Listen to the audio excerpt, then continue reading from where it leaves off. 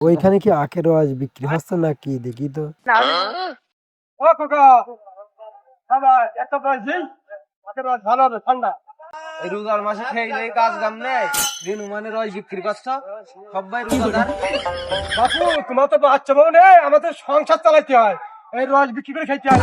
কাজ করি একার দিই নিগে এই বাড়ি নিয়ে যাবো তো কি রোজার মাস থাকছি, তাই বলি কি আমার ব্যবসা বন্ধ রাখতে হবে?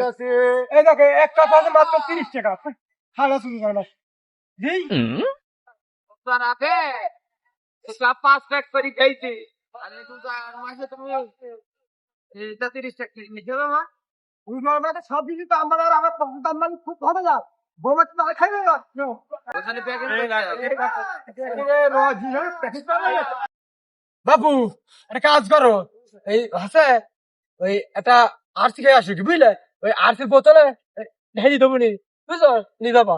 তোমার এই 5 টাকা রসের জন্য এটা 30 টাকা দিয়ে আরসি খাইতে হবে আমার। আরে বাপু এই রোজা রমজান মাসে আমার বেচা কেনা দিনে মানে হচ্ছে না, ওই জন্য তোর একটা আরসির বোতল চাই এসি আমার রসটা একটু উদ্ধার করো, সংসার চালাইতে হবে। ও মিয়া তোমার রসই খাবো না, এই গেলাম।